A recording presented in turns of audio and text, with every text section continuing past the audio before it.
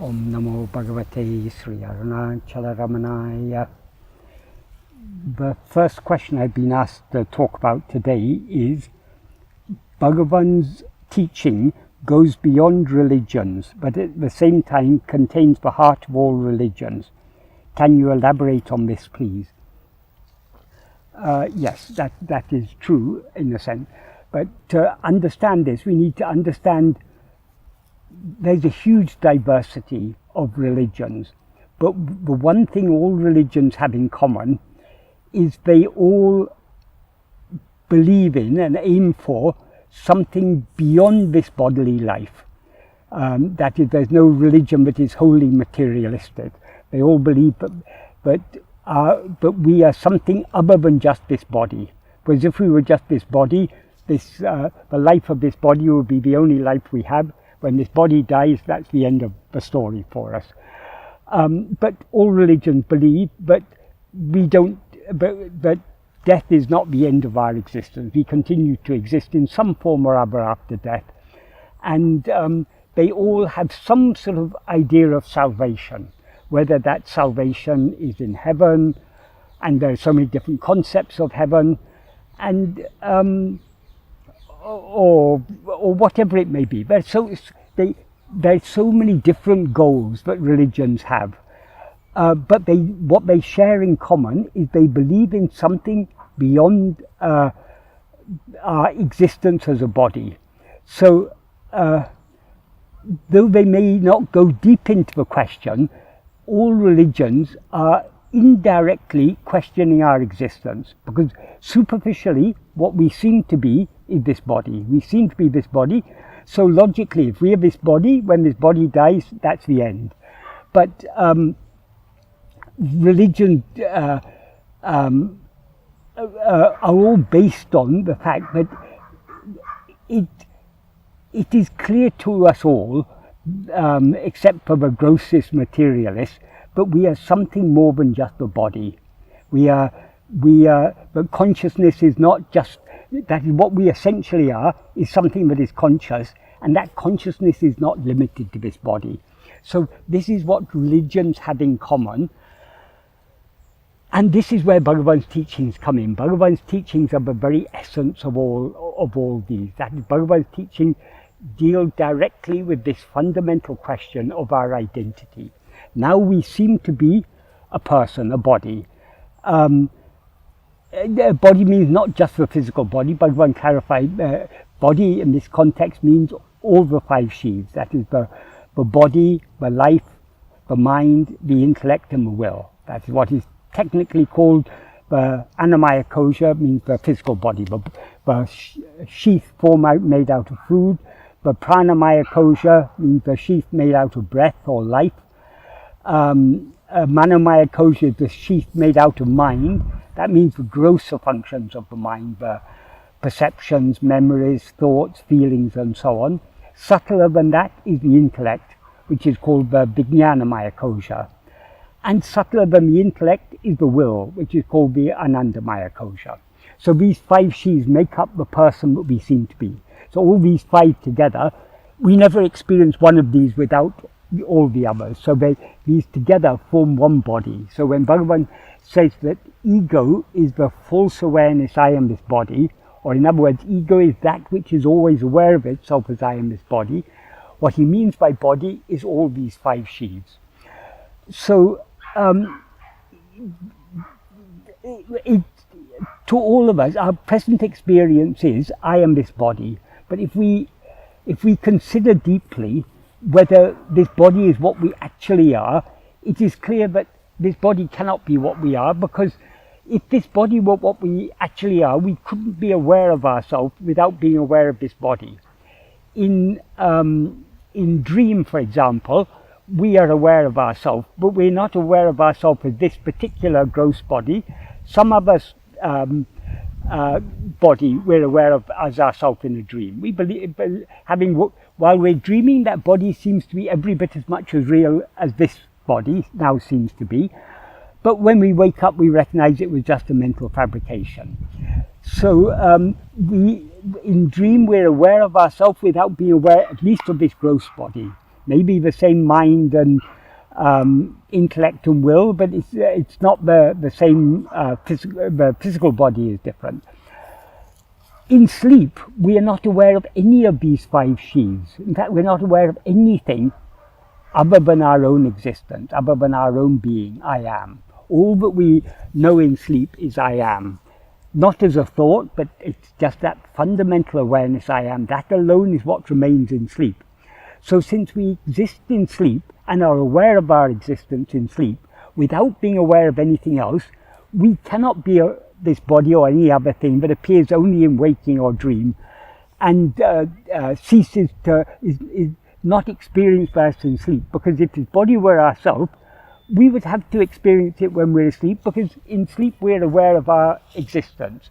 So we should be aware of, if this were our real identity, we would be aware of this identity. So Bhagavan's teachings take a very logical approach to the question of who am I, and having understood that we are not this body or the life or the mind or the intellect or the will, then we need to find out what we actually are. Bhagavan and many of the ancient texts, they say we are just a pure awareness, Satchidananda, etc., etc. But knowing that is just knowing a piece of information. That is not real self-knowledge. We need to be aware of ourselves as we actually are. Now we're aware of ourselves as I am this body. As real as we're now aware of ourselves as I am this body, we need to be aware of ourselves as we actually are. So we need to investigate ourselves. So since all religions are based on questioning our material identity, but they don't, most of them don't go very deep into this. They just accept we are something other than this body, we are some soul, and after this body dies, the soul will go to heaven or hell according to whether we've done good deeds or bad deeds. And if we go to heaven, that is salvation. And in some religions, heaven is a permanent state. We are eternally with God in heaven. In some religion, it points out, since heaven is the fruit of actions we've done in the past, since those actions were finite, the fruit must also be finite. So even if we go to heaven after this life, sooner or later we come back again, and we merits and demerits, and according to that, it's the whole cycle of samsara, the cycle of birth and death and karma and all that. But whatever be the religion, whatever be the particular belief of any particular religion, they all accept that we are something other than the physical body. But they, as I say, they don't go very deep into this question, most religions. And the majority of religions believe in God, and they believe the soul is separate from God. So the highest salvation is to be with God in heaven. So our soul goes to heaven. And even some religions like Christianity, they say not only the soul, but even the body goes to heaven. That's a bit of a difficult one to square, but there are different ways they explain it. Some take it in a very materialistic way, but the body actually gets reconstituted. Some take it in a slightly more philosophical way and say the blueprint of the body, the DNA or whatever, gets reconstituted in heaven, whatever it is. There's so many beliefs. But Bhagavan's teachings are far simpler than this. Bhagavan's is pointing out to what is our fundamental identity. Even this soul that goes to heaven, it's something that appears and disappears. We're not aware of any soul in sleep. All we're aware of is our fundamental awareness, I am. So what we ultimately are is not this body, not the soul. We are just the pure awareness, I am. That is our real identity. And to experience ourselves as such, we need to investigate ourselves. So Bhagavan is the project of religion, let's say, Bhagavan takes to the extreme of investigating, finding out what we actually are. Not merely what the books say we are. Mere belief is not the answer. Now we experience ourselves as I am this body. As clearly as we now experience ourselves as I am this body, we need to experience ourselves as we actually are. Or as Bhagavan said, we need to experience ourselves as I am I. Because what we actually are is nothing other than ourselves, nothing other than I. So now we're this, any identity, I am this or I am that, is a false identity. The only real identity is I am I. But in order to experience ourselves as I alone, as that fundamental awareness I am, we need to look within and investigate ourselves. Many religions more or less directly refer to looking within. The kingdom of God is within you. These sort of teachings are there in many religions. Most of the followers of those religions don't really grasp what such statements mean, so they still continue looking outside. They think but if one lives a good life, one will be rewarded by going to heaven or whatever. So religions are all about beliefs, whereas Bhagavan is about questioning all our beliefs. Because our most fundamental belief, the belief on which all other beliefs are based, is this belief, I am this body. So the very root of all beliefs, Bhagavan is asking us to question, asking us not just to question conceptually, to actually question in the sense of investigate, to find out what we actually are. So Bhagavan is taking the project of religion to its extreme. But we cannot say that Bhagavan's teachings are a religion, because there are certain features of religion that are absent or completely denied in Bhagavan's teachings.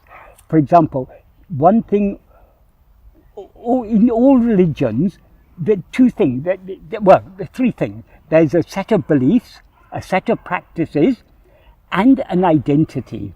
That is, if you're a follower of any religion, I am a Buddhist, I am a Taoist, I am a Christian, I am a Muslim, I am a Sikh, I am a Hindu, I am a Jain, I'm a Jew. There's the basic identity.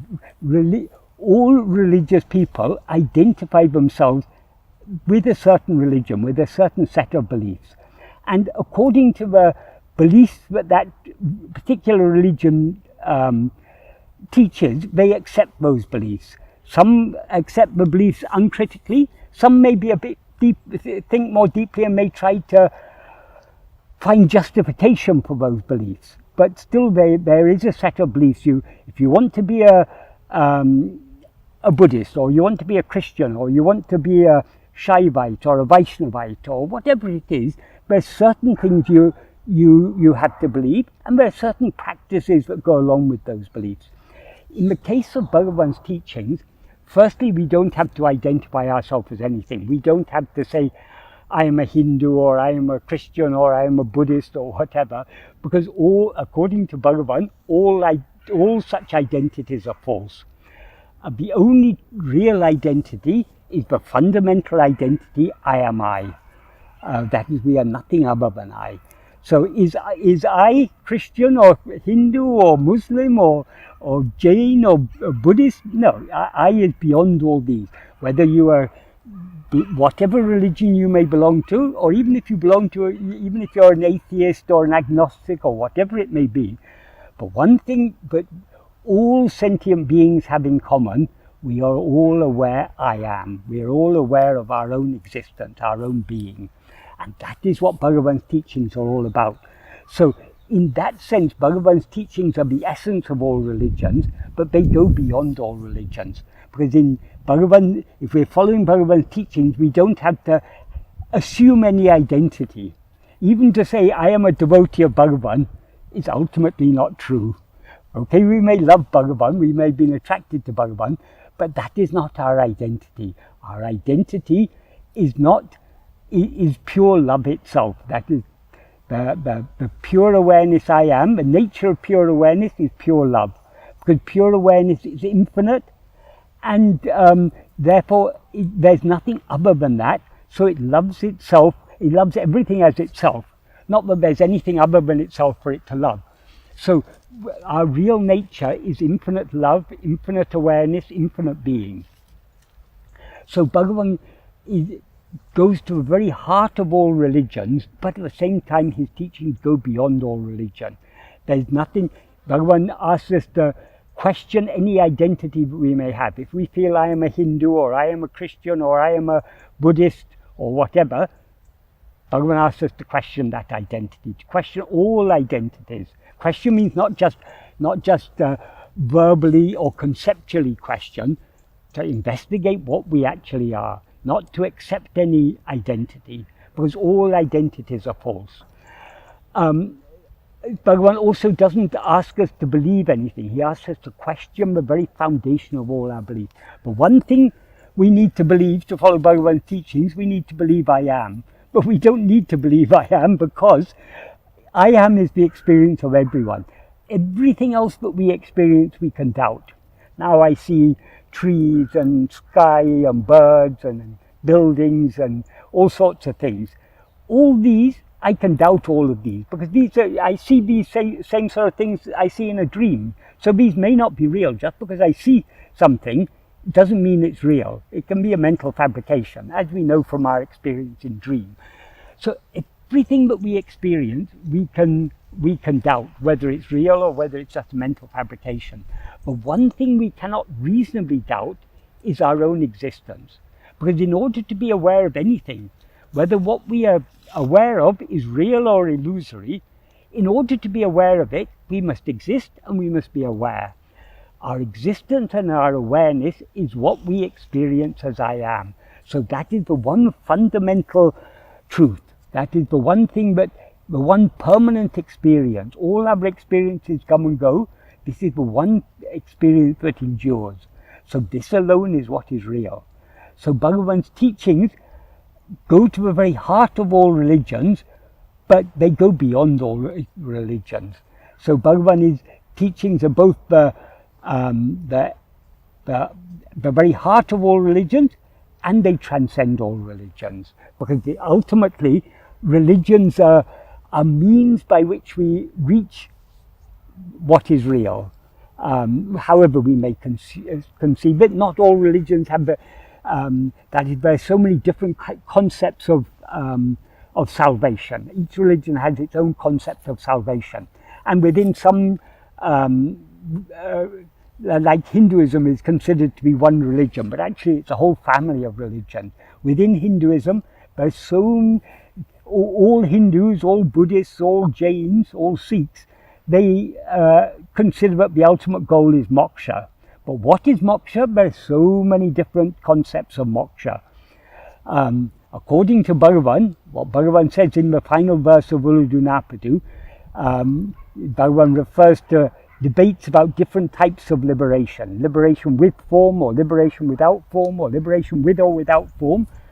That doesn't mean different concepts of liberation are limited just to these three, but these three encompass all the different concepts. Some religions believe that salvation means we retain our individuality, we retain a separate existence. That's liberation with form.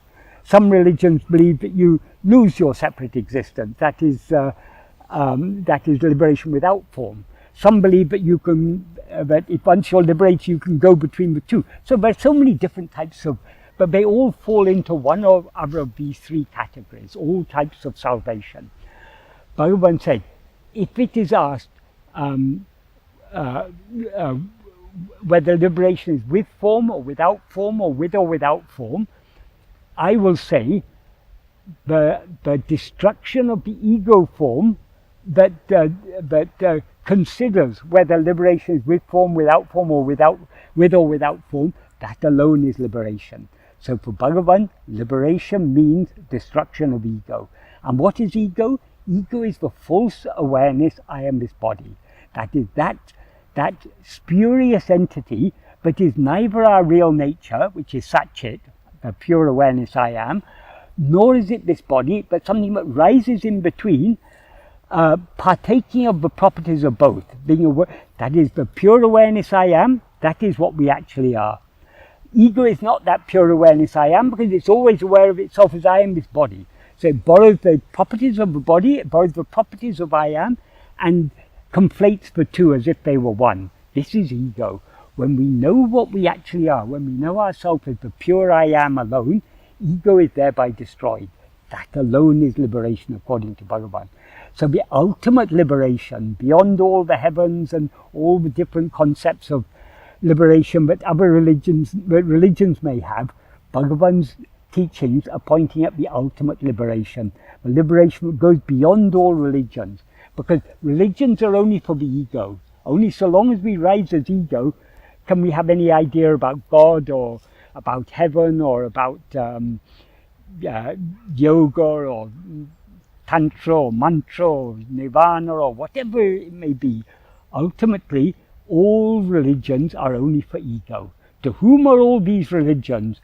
To me. Who am I? That is Bhagavan's teaching. So Bhagavan goes back to the very heart of all religions, and in going to taking us to the heart of all religions, he enables us to transcend all religions, because the ultimate truth is beyond all religions. No religion has a monopoly on the truth. The truth is, I am. And whatever be your religion, or no religion at all, whether you be an atheist, an agnostic, a Hindu or a Muslim or a Christian or a Protestant or a Catholic or Orthodox, or whether you're Sunni or Shia Muslim, or whether you're a Buddhist, a Theravadan or a Madhyamaka, or whatever type of Buddhist you may be, a Zen Buddhist or whatever, whether you're Shaivite, Vaishnavite, Shakta, whatever it may be, whatever your religion may be, or even if you have no religion, whatever your religion, whatever your politics, whatever your philosophies, whatever your beliefs, but one thing we all share in common, not only all human beings, all living, all sentient beings, all are aware I am.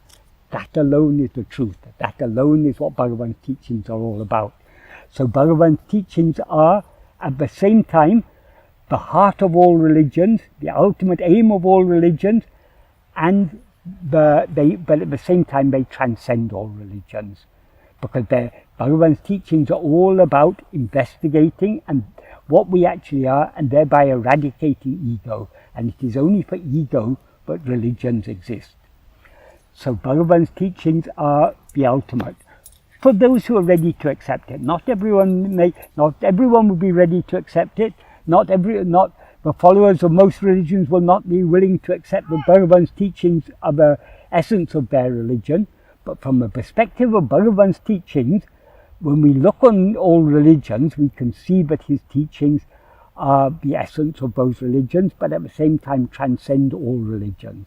Bhagavan's teachings cannot even be identified as Hinduism or Vedanta. Yes, in a sense they are Vedanta, but they